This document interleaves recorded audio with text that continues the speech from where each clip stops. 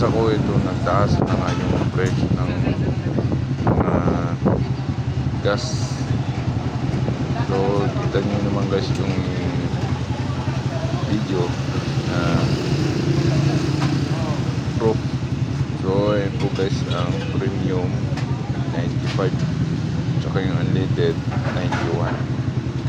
So yung diesel, pas na po tayo dyan. So yun lang po guys, masasabi reaction videos for today's video guys. So ayun lang po tayo guys.